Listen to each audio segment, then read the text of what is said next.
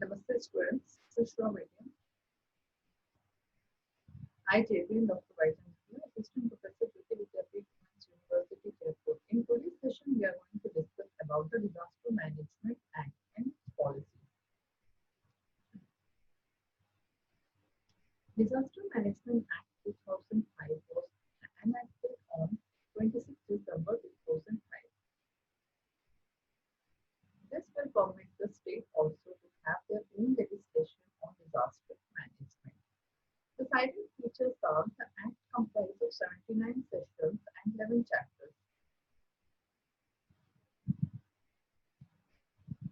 Disaster management and its new concepts, and it provides institutional mechanisms for monitoring and implementation of the plan, ensuring measures by various wings of the government for prevention and mitigation disasters.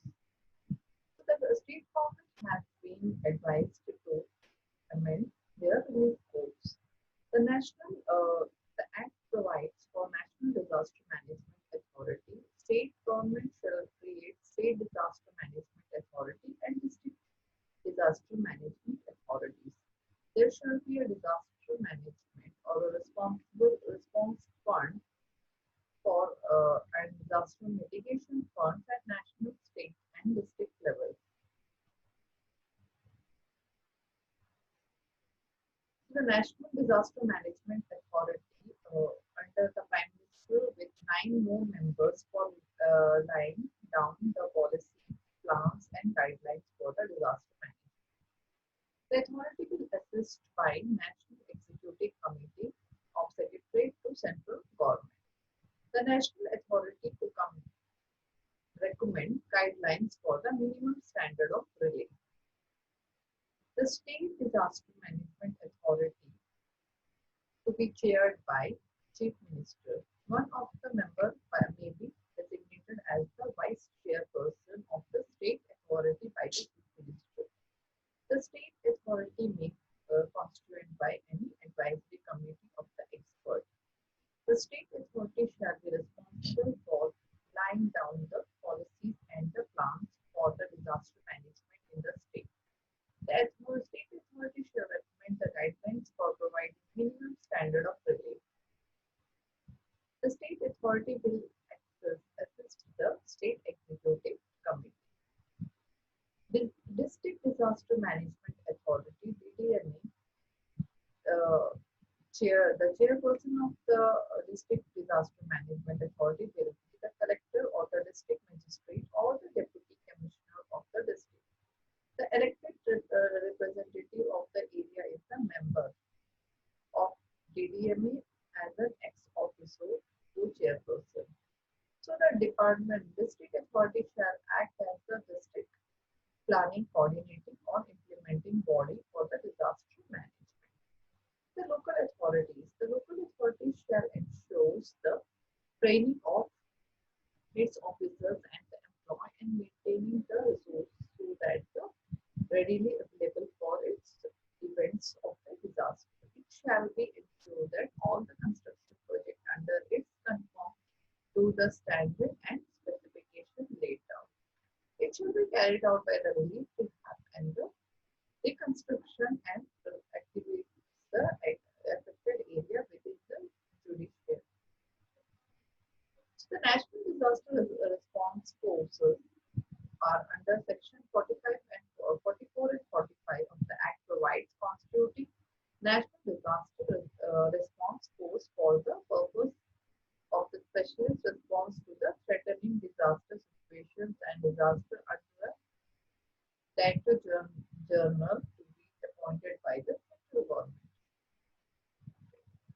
National Disaster Response Fund by central government and the grant provided by any person or institution. National Disaster Mitigation Fund for mitigation projects. State government will establish the Disaster Response Fund and the Disaster Mitigation Funds at state and district level. Every ministry or the department of central and state government to mark provisions for the fund to carry out the activities such as the disaster management plan. So the Disaster Management Act 2005, which includes the institutional mechanism of NDME, SDME, DDME, NEC, SEC, and NDRF. Okay. And the financial arrangements are National Disaster Response Fund, State Disaster Response Fund, and District Disaster Fund. National Disaster Mitigation Fund, NDME, and similar such funds of the state level, or the capacity building grants, or the response reserves to be created. The capacity development by NIDA and other institutions like civil defense, fire service, and home guards.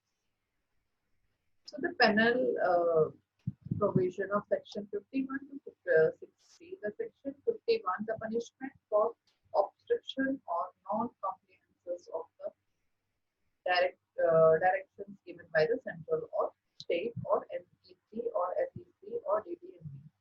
Up to 1 year of imprisonment or fine or both. If such obstructions results in the loss of life or mitigation or intimate danger, or there is an imprisonment may be extended up to 2 years. And under section 52, the punishment for the false claim for obtaining relief, assistance, etc. Section 52, 2 years of imprisonment with fine. Punishment for misappropriation of the money or the material. Under the section 53, 2 year imprisonment and fine. And punishment for the false warning. Or section 54, 1 year of imprisonment or fine. Offense for the department of the government. Under section 55, if the case of the offense by the government department, the head of the department held guilty unless he proves otherwise, there any other officers found guilty to be proceed against the punishment. Refusal of the perform any duty or by the government. Section 56, 1 year imprisonment or fine. Penalty for the any of the requested like section 57, 1 year of imprisonment or both. Thank you. This session is powered